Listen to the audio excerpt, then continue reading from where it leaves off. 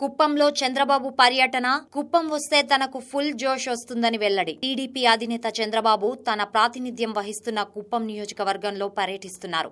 ఇవాళ కుప్పంలో మహిళలతో ముఖాముఖి సమావేశమయ్యారు. ఈ సందర్భంగా ఆయన మాట్లాడుతూ ఎప్పుడు కుప్పం వచ్చినా ఫుల్ జోష్ ఉంటుందని అన్నారు. ఇక్కడి ప్రజల మంచి మనసు కారణంగానే తాను కుప్పం వస్తే ఆనందం కలుగుతుందని తెలిపారు. ఇక్కడి ప్రజలు ఎంతో నిస్వార్థంగా తనను అభిమానిస్తారని, అది తనకు బాగా నచ్చే అంశమని చంద్రబాబు వివరించారు.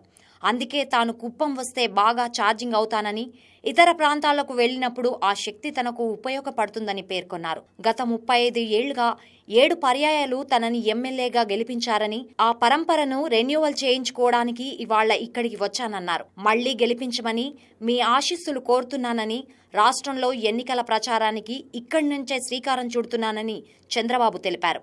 అక్కడి పర్యటనలో భాగంగా ముందుగా చంద్రబాబు మొదట వినాయకుడి ఆలయానికి వెళ్లి ఎలాంటి విఘ్నాలు లేకుండా చూడమని వినాయకునికి దండం పెట్టుకున్నారు.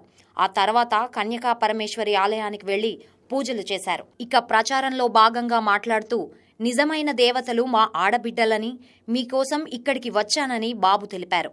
ఇక్కడి ప్రజల ఉత్సాహం చూస్తే చాలా ధైర్యం వచ్చిందని, ఈసారి ఎన్నికలు ఏకపక్షంగా జరగాల్సిన అవసరం ఉందని చంద్రబాబు తెలిపారు. తాను ఎక్కడో పుట్టలేదని, ఇక్కడే ఒక సాధారణ కుటుంబంలో పుట్టానని చెప్పారు. తన అమ్మకు చదువు రాదని, నాన్న ఒక సాధారణ రైతు అని గుర్తు చేశారు. ఎన్టీఆర్ కూడా ఒక సాధారణ కుటుంబం నుండే వచ్చిన వారేనని, మహాత్మా గాంధీ కూడా అంతేనన్నారు.